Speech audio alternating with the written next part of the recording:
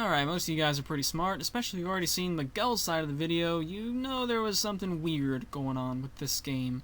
So, rather than make some sort of a tomfoolery narration that's not going to make a lot of sense, I'll just be honest with you guys, and that way the narration will actually make sense, and hopefully will be a little more enjoyable. So, hey Agaho, this is the final week of Season 4 of the GBA. We are taking on the Marill, MegaMogwai, who is 8-1 plus 29. We are 5-4 plus 10. I believe both of us have had the division lead in our respective divisions since week 1 and have not let it go a single time. So, we are in very good shape to make the playoffs, but there is one problem. The problem is that I just do not have the drive to play this game at a competitively high level right now for various reasons, some of which are poke related, some of which are not. Not going to get into what they are. But, yeah, if I were to make the playoffs, it just wouldn't really mean anything to me right now. I would not derive much enjoyment from it. So, that's not really the sort of thing that I think the league should have in the playoffs. So, yeah, knowing that, our only course of action is to instead get a team that will appreciate making the playoffs, and that being the Pelipers. So, this was a realization that I made about myself the week leading up to the last game against John. So that's also kind of why we brought, things like Bite, Charizard, Sorcerer, Aggron, which ended up to be a fantastic set, inadvertently so. Venomoth, other things like that. We dropped in Venomoth towards the end to maybe get it one-shotted by Sigilyph, and then that didn't happen because defensive EVs. So, ended up getting a 2-0 out of that one. So, our goal this week is to, we got the 2-0 last week, which was not what I wanted, because Charizard, once again, doesn't do what I want him to do. He was supposed to do what he always does, but just show up and die. And no, he shows up, he DDs, and he gets 3 kills. That's stupid dragon. You never do what I want you to do. Whatever. Anyway, so thanks to Charizard's efforts, we botched up what I was trying to do last week. And so that means this week we need to lose by a certain differential to make sure that our buddy John gets into the playoffs instead. So, as it turns out, John actually ended up getting the forfeit win from Crimson, which was a 3-0, which probably would have been about what it was anyway, but certainly not a guarantee. It could have been higher, could have been lower, but as it is, it makes the differential reasonably attainable. So basically the goal this week, as if you're wondering, well, why are you even playing? Well, because, so we're going to bring some fun stuff and hopefully have put on a fun show for you guys, because that's about all I got left in me right now. At this present time anyway. So let's go ahead and look at Miguel's team and what he has here. We got Victini, thundurus-I, Lopunny, Hydreigon, Florges, and Hippowdon. In the back we have Tentacruel, Stoutland, Chesnaught, Doublade, and Escavalier. So, pretty good team, and we're going to do something different this time. I'm going to throw it to another segment where I actually go over the team in detail. So, yeah. Right, so we don't normally do this, but I think Hank and maybe somebody else does it this way, because this team is just totally off the wall. So I want you guys to see like all the stats and moves specifically, rather than just pop up the stuff on the side as we usually do. So first off, we have a rather comical favorite from 4th gen, which is Hustle Kiss. Now Hustle Kiss got a severe nerf in 6th gen, which was that this little thing right here. Yeah, it was great for a lot of stuff, but not for Hustle Kiss, because it took away Stab Extreme Speed, but it's still Extreme Speed, so it's still good, so we're still going to use it. Of course, we still have Aerial Ace, because that gets around Hustle.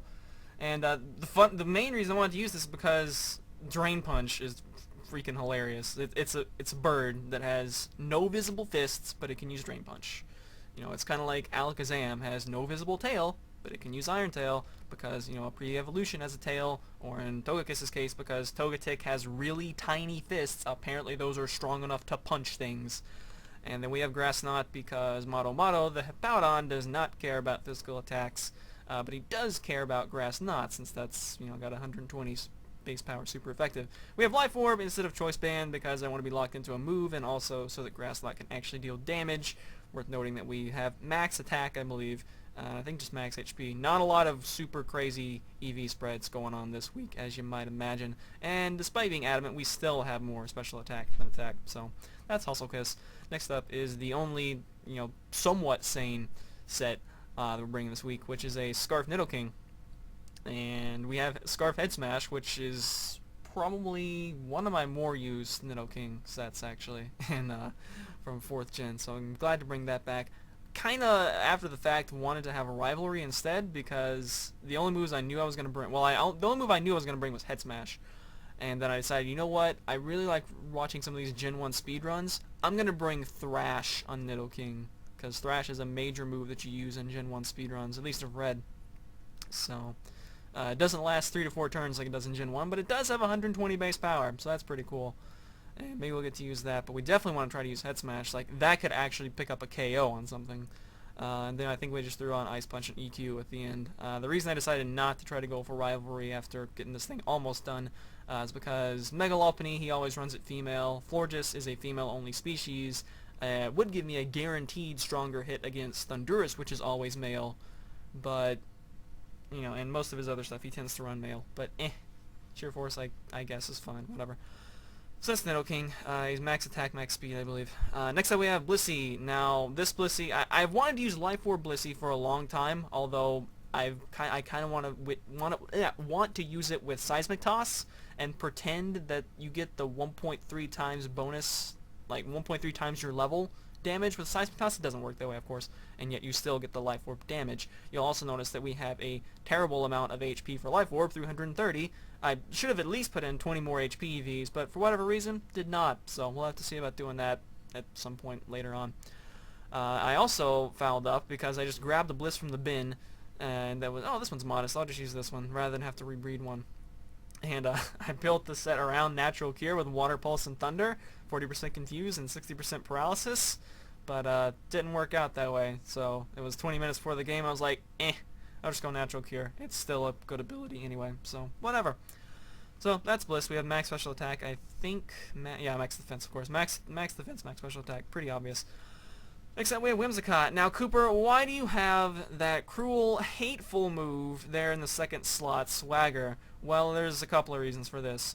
First off, I kind of just wanted to get a rise out of people in the comments, which, based on the comments in Miguel's video, was a rollicking success. Second off, knowing the nature of the, what we're going to try to attempt for the outcome of this game, I figured this would be a good time to run a little PSA that people would not ignore. That, hey guys, remember this Swagger move that hasn't really been used extensively since Season 1, Week 1? It's still legal. It's still legal. Just so all you people who have, just started watching in the, the more recent seasons, just so you know, I believe, shout out to whoever it was in the comments, for pointing out that Blah actually used it against Kote in the Season 2 playoffs. I actually casted that game, live streamed it for Kote, and we did commentary on it, and I still forgot that he had used Swagger in that game.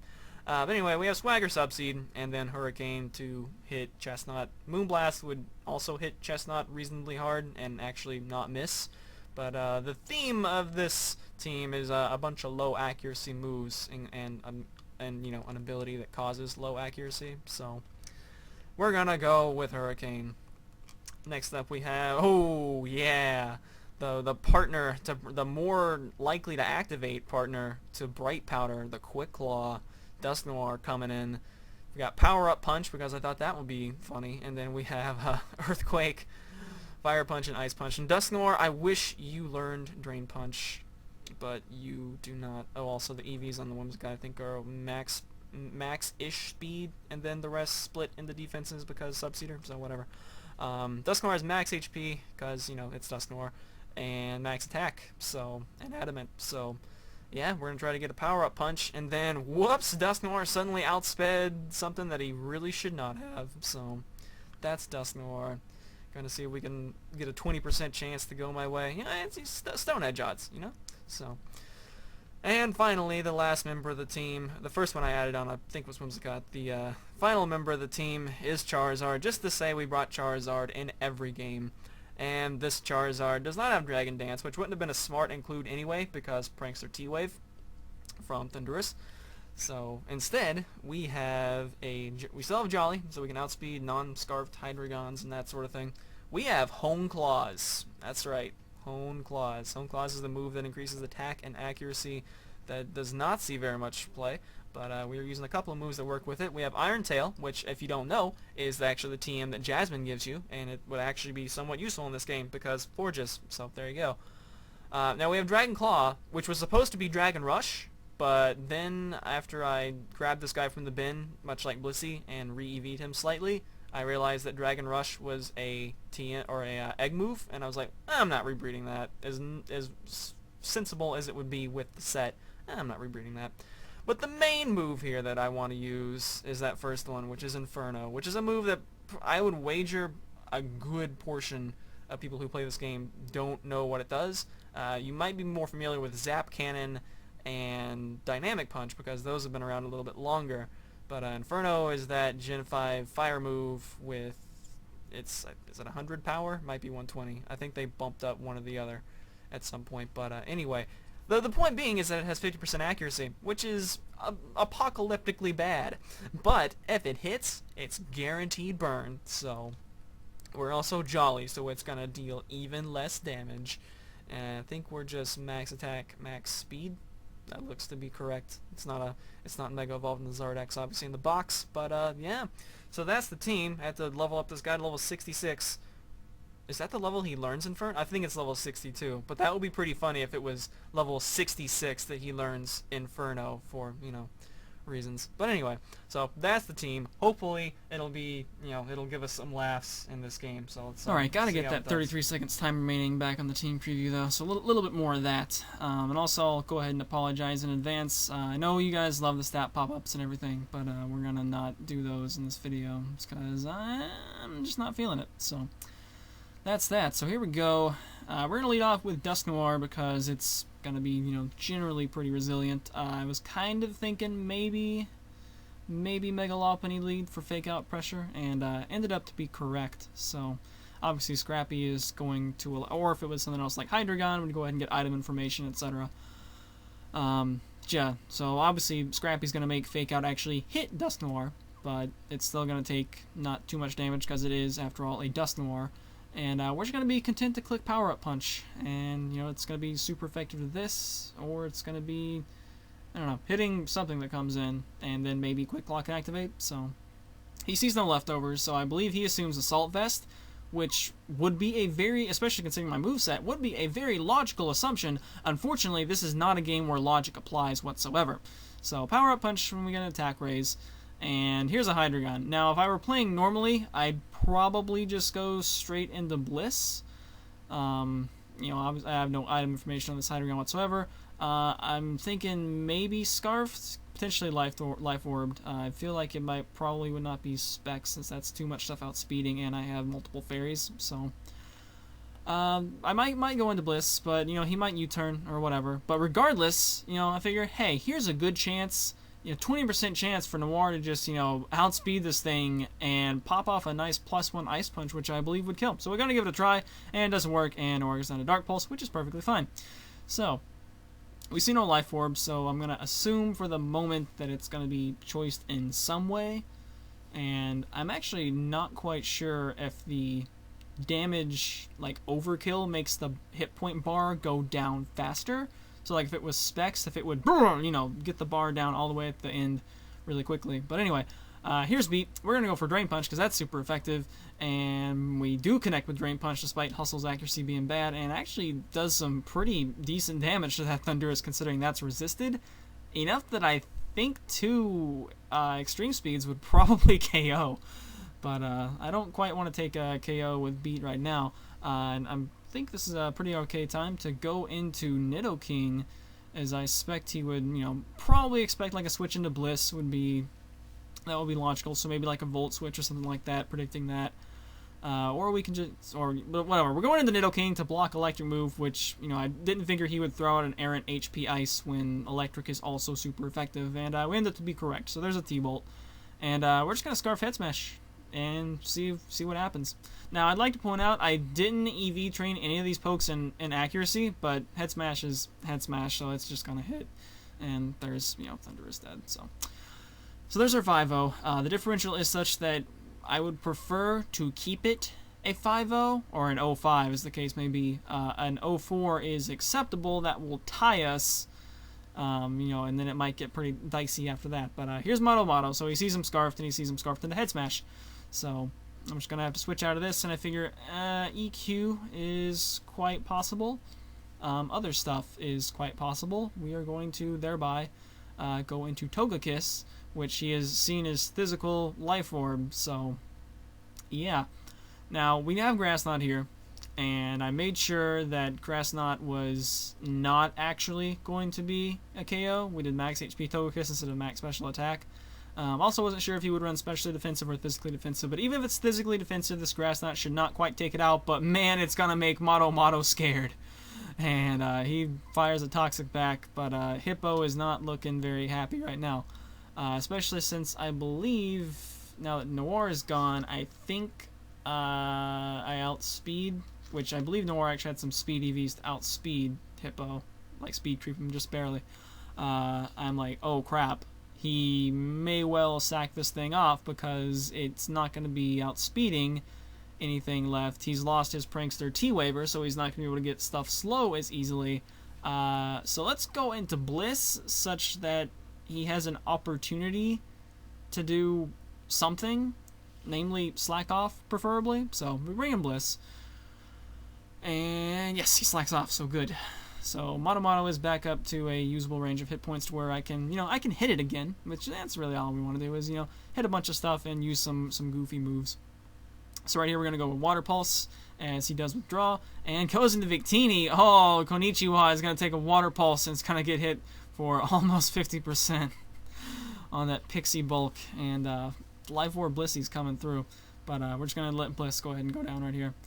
And yeah, Bliss goes down, but wow, that was pretty cool. We nailed. I was not at all predicting Victini to switch in, but it just so happened to work out pretty well.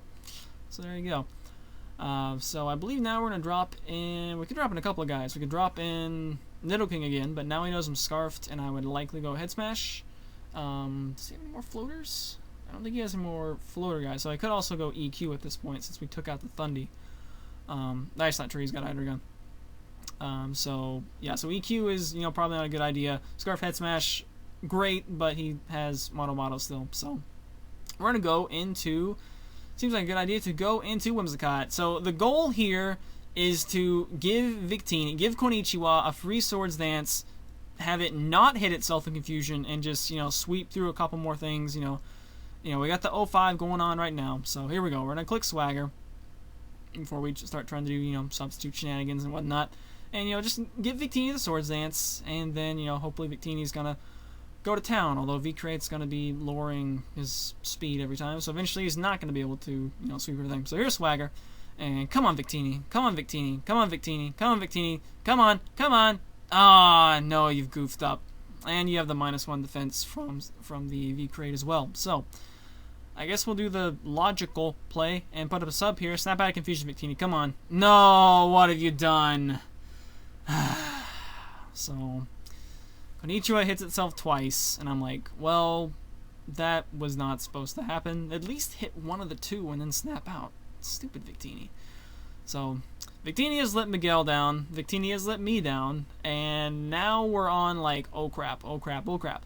Now we're beginning to enter the no fun zone, because now I can't really take any more knockouts. So we click Hurricane because it's not going to do much, and of course we get a confusion proc. I'd also like to point out that we hit a Hurricane with no accuracy EVs, so that happened. And what do we do now? Well, there's still a couple other moves that I would like to use, namely on Charizard. So I figure he'll either try to heal up, hit himself in confusion, or not heal up, hit himself in confusion, or just go Moonblast again. And here's Zard. So I think I'm not quite sure what he's gonna do. So I'm just gonna click Home Claws, Mega obviously, and click Home Claws, and we'll see what he wants to go into to deal with it, which is gonna be Hippo, which is, makes sense because, most Zardexes are indeed physical, which this one shows that it's physical with Home Claws. And if we had Dragon Rush, we could actually make use of Dragon Rush. But we don't have Dragon Rush, and Dragon Claw is kind of whatever, and Iron Tail is likewise kind of whatever. The move I'm going to try to use is Inferno, because based on how much it did for, well, I was pretty sure it wasn't especially defensive based on the grass knot damage, but I'm pretty sure Mono is going to be able to live in Inferno, which, it might just not even hit, so that's a very real option as well. But we're going to click Inferno, and hopefully, we also, I believe we saw no leftovers either. So here's Inferno, and of course, thanks to Home Claws, it does indeed land. And we get Zard knocked out, but and I see this burn, he's in the red. I'm like, oh no, oh no, oh no, oh no, no, no, no, no, no, no. So this is where we go into hyperspeed, because at this point, we've had our fun, but now I'm like super duper risk averse. Unbeknownst to me at the time, Miguel is also trying to play differential in order to get John into the playoffs. So he is gonna withdraw, but I was like, oh no, no, no, no, dude, please Miguel, do not sack off the Hippo, do not sack off the Hippo. So there's a lot of plays that are going on here, as it's mostly just nonsensical stuff like withdrawing with a perfectly good sub. We obviously had Leech Seed, so could have at least put a Leech Seed on there, but again, I don't want the damage over time. I don't want him forcing, eventually needing to switch out or wanting to switch out whatsoever. And here's this thing, which the funny thing is, his Florges has a Kabia Berry, but I don't have poison coverage or poison stab on Nidoking. So basically this last couple turns is just a bunch of dumb switches, and I really take too long on most of the turns. There's a Drain Punch. I'm just going with the least damaging move. And after this toxic damage, I end up with 3 HP instead of dying, which I guess I'm going to end up with some amount of HP that's really low. That is the optimal amount of HP I would prefer to end up with personally. But anyway, I was trying to die, so basically all the time here is thinking like, alright, is there any sort of like logical switch that I can make to, make it not blatantly obvious what we are actually doing? And at some point I decide no, or at least not to the extent that, I can make it as least risky as possible, because that's kind of where we are. We're on the razor's edge right now. John is on the cusp of playoff elimination if we don't do something. So we're just going to make more dumb switches. Eventually I'm going to have to attack with Nidoking. Does get the KO on Whimsicott there. And I could go into Beat here and just go ahead and let that die, but then that's completely silly.